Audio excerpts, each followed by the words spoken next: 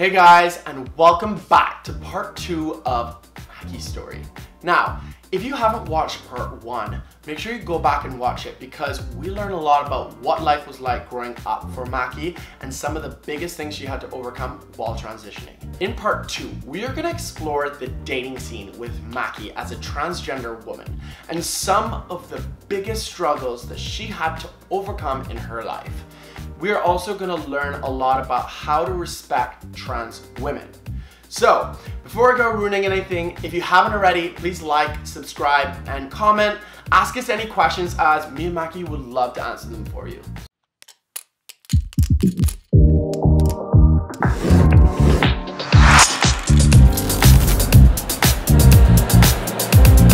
As trans, you went to your first dinner with your mom. Yeah. As showing your parents, and Yeah. your mom was super accepting. And what was the journey like from then on? So from then on, it's been, so that was the first year of me coming out as trans. I moved to the city. And so, so over those 5 years, it's navigating what it is to be a woman, what kind of woman I am, and also navigating the dating scene, which was mind-blowingly difficult. Yeah. So I don't think the way I went through my transition was the safest because a lot of it is me working backwards. You know, young girls are brought up to treat their body right, to treat it like, you know, a temple and whatnot. Yeah. And me coming from this sort of all-boy upbringing where it's like kind of like a free-for-all, and then having to navigate dating where you kind of have to figure out what men are there for you. For sure. And then, you know, finding out what a chaser is. What is the chaser? There's so many types. There's the chasers are guys who really just use you for your body and who you are. And, you know, for trans women, they just use you for sex, essentially. And then there's your discreet guys who may be curious, but again, are just looking for a new experience to just dabble. There's your trans-amorous guys. So trans-amory, I think, is a new term that just popped up, but it's guys who really do want to date and end up with someone trans, which is super refreshing and gives us hope. And then there's just the usual fuckboy, which relates to either your chaser or, you know, curious type. And so at the beginning of me... Educational 101 so it's trial and error, and in the beginning you don't really know who's what. So a lot of us get taken advantage of earlier in our transition because we don't know any better. And so I think now in this generation, there's people are more vocal. People have ideas now of who these guys are, what type of people there are in the dating scene. And for me, like, I was frustrated the first year and a half because I was always getting the chasers, and I was like, what's wrong? Like, I just want to find someone. And eventually, once I navigated, you know, the differences and where to put my energy and where to give myself to and who to give myself to and allow someone in, that's when I started working on myself more. Over the years of me transitioning, it's like I'm getting more self-worth. I know who to give myself to and how much time I need to offer to other people if they're worth my time even. And so I think 5 years now, fast forward to now, I'm like, okay, I know what kind of lady I am, you know. She's a little posh, but she's not just going to give her time to anyone because she's, you know, she is more sure of herself. And it takes a while for trans women to find that. 100%. Did you get a lot of like trans hate on the apps? Yes and no. Especially on apps like Grindr, which, you know, now they have the trans option or the trans tribe. I used to get hate from guys, you know, who I would just say no thank you to, and they would just turn it around and be like, you're not even supposed to be on here, blah, blah, blah. Really? Yeah, and sometimes it's from gay guys too, which is weird. Like, this is, you know, our app, like, why are you coming for our, like, I guess our men or whatever, and I don't know, it's this weird sense of entitlement. I mean, gender is so fluid now, and we're allowed to just like who we like. I mean, like, we all go through our battles of like dealing with judgment and stigma in society, and it's like, why hate on someone that's part of your community. Yeah. You know? It's also interesting too, like in clubs, like, you know, I grew up in the gay scene and in clubs, and now going as a girl and meeting younger gay guys or people who don't even have a clue and just assume you're some regular girl, like, no, hold up. Like, don't call me out on being in your club, because I grew up here. Like, I know this scene. Yeah, wow. Like, yeah. Rude. It's like, gay on trans hate, like, hang on. Yeah. And, like, this is a haven for us, too. I think 100%. we share this space. What was your first relationship like as a trans woman? So, the closest thing I had a relationship the first time was a very discreet guy. I wouldn't categorize him as a chaser, because it may have seemed that way in the beginning. He just wanted to, you know, get his you know. He just wanted to get it, understand it, whatnot, but eventually there was a connection. Yeah. But, you know, with being discreet, you're almost like hidden. You're the secret for them. They like you, they want to be with you, but they're just not willing to be open and proud of you. And, you know, I was okay with that in the beginning, because that's all I knew. Yeah. I allowed it. And you were probably feeling that sense of like desire and want, so you were doing it for that. 100%. It was this validation that someone wanted me. You know, this handsome, masculine, straight, hetero male wanted me. Yeah. And so you just allow it to happen. That kind of devastated me when that ended. But then that's when I realized, that was the first step of me realizing, no, I deserve more. And that's when my friends rallied around me and reminded me, like, no, you deserve more. Yeah. So after that, funny enough, I joined a dating show. Yes. First dates, honey. And I was just, this was like, I think 1.5 or 2 years into my transition. I was just sick of dating these type of guys. Yeah. And like, I'm not a secret. I'm going to go on TV and I'm going to like dish it out and tell you, like, we are dateable. We are cute. We are fierce. Yes. Like, we should be seen as endgame material. And so I did that show with this empowered feeling, like, no, we deserve more. Like, we have things to offer. Yeah. It's actually on slice.ca. Shameless plug. Yeah. But from shooting that show, I actually met my now ex-boyfriend. Really? Who is more of a trans amorous male. So How did you guys meet from the show? So we met on Tinder. I was still dating in between shooting the show. And I had met him. We had gone on a couple dates, and we were inseparable. So while I filmed the show, after I filmed the show, he picked me up, and he was just like all jealous. And he was like, okay, I can't handle this. Like, can you stop seeing other people? And that like solidified the relationship. And I'm like, oh my gosh. Yeah. So that lasted for a while. We moved in together, lived together, and that relationship made me realize that I can have what, you know, hetero girls have. Like, I can have a normal relationship. Sure, yeah. And that made me realize more of my worth as well as a female.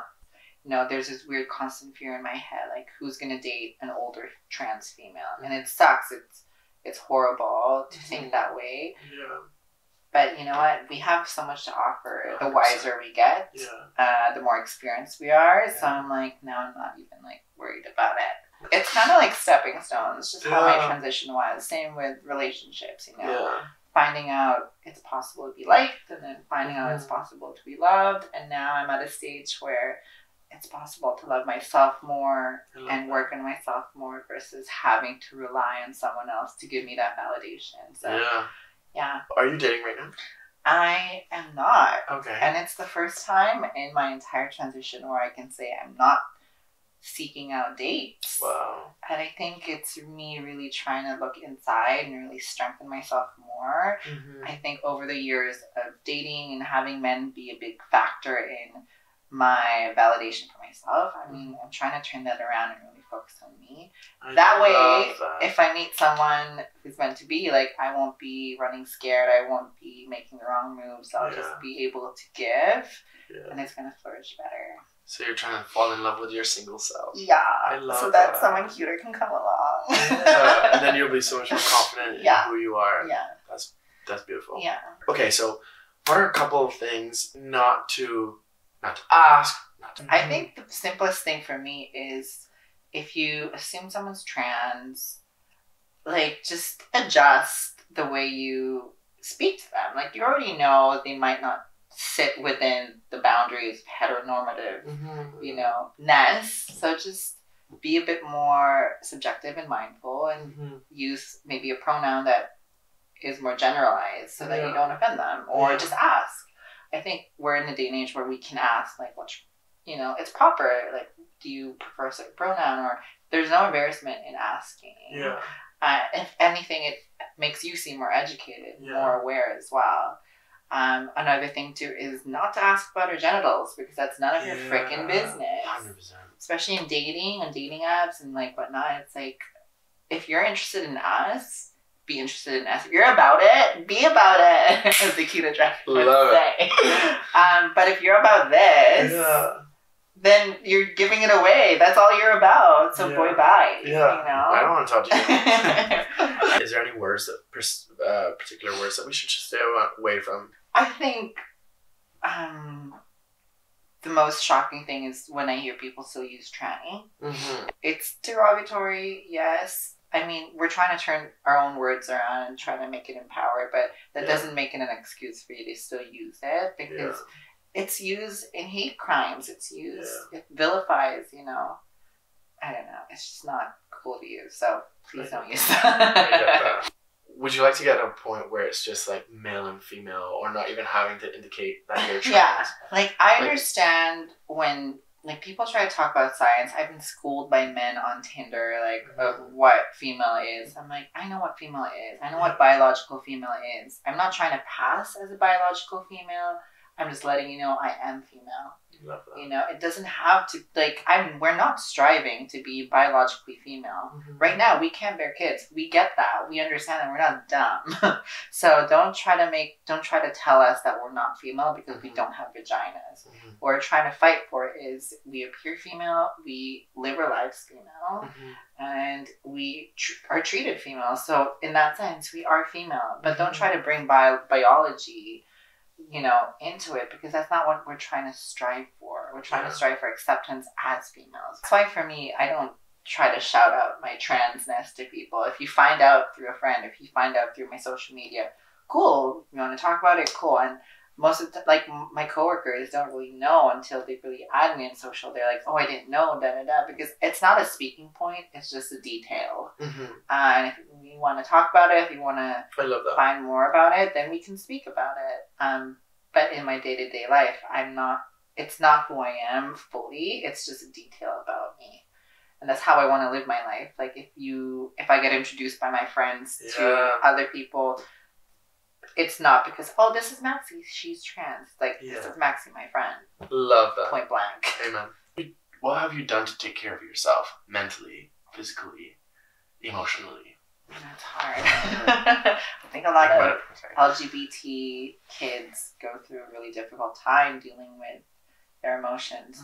There was a good period within that stretch of me in high school and my transition where I obsessed over fashion models, and I just daydreamed, and I just always said, one day it's gonna happen. One day I'm gonna be, you know, that fashionable chic chick, and I just kept manifesting that in my brain.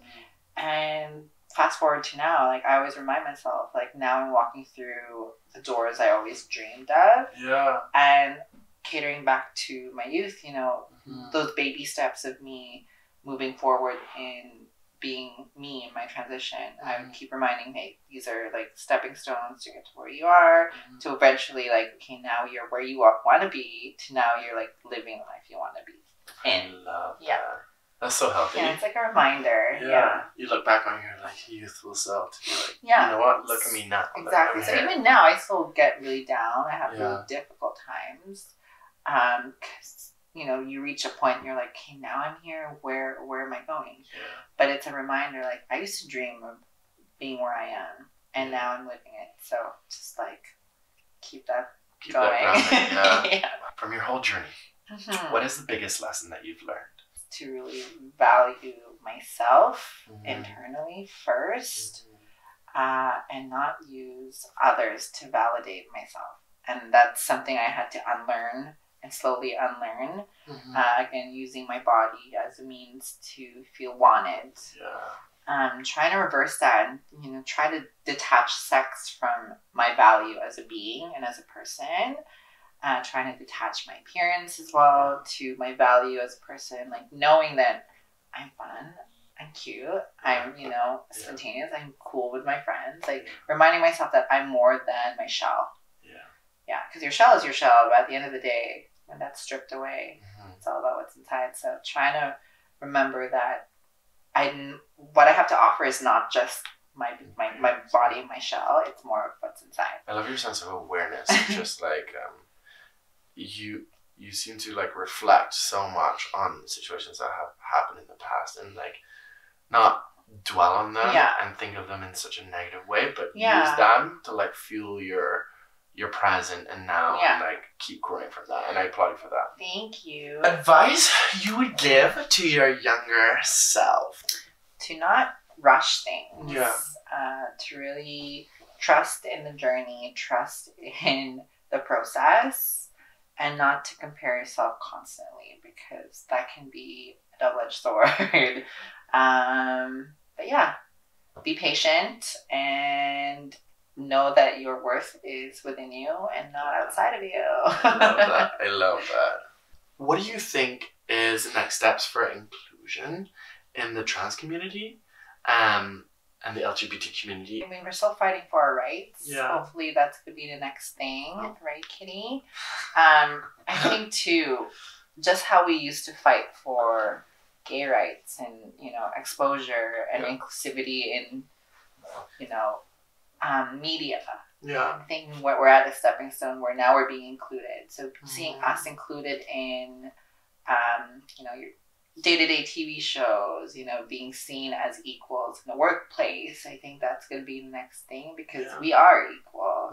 If you didn't know what most of our, you know, journeys were or genders, you just treat us as people anyway. So destigmatizing the label of trans and really just seeing us as equals, which I think we're slowly getting to, hopefully, fingers crossed. But what does the future look like for you? I think what I'm doing right now is tackling things that heighten my dysphoria and try to eliminate those. So whether it be, you know, little tweaks to my appearance or little enhancements, I think I want to pursue that. Not to endorse plastic surgery, but in my situation, like my dysphoria is my appearance. So I really want to slowly chip away at things that I find bring me down so that I can just not think about it. Essentially, I can focus on people around me, my career, myself, and, you know, it can also add to, you know, my projects in my future. So we'll see. Totally. So really kind of cutting out things that bring me down so I can just like fly away and be great. I love that. Good for you. So you got a lot ahead. I'm like really trying to build social and be really see what avenues I excel in and try to adapt to that. Like, I think I felt so much stress trying to find success at a certain age and being somewhere at a certain age. But, you know, realizing being trans midway through my 20s, I'm like, well, now the game's changed. Like, it doesn't even matter. It's almost like a restart button. Well, thank you so much for coming on my channel. Thank you for having me. You inspire me, and I think you're so strong and beautiful, and I'm so looking forward to see how your life develops and your channel and everything. I'm excited for yours. Thank you. First collab, guys. Thank you, Macky, for coming on here and sharing your story and connecting with me in a deeper way. I have learned so much from you, and I am so grateful. And thank you guys for following us along on this journey. I've left a link in the bio of a website that was super insightful and educational towards me on how to be a better ally towards transgender people. So please check it out. Don't forget to tune back in next week as we talk to my very good friend Clay about his story. Thank you guys for tuning in, and ciao for now.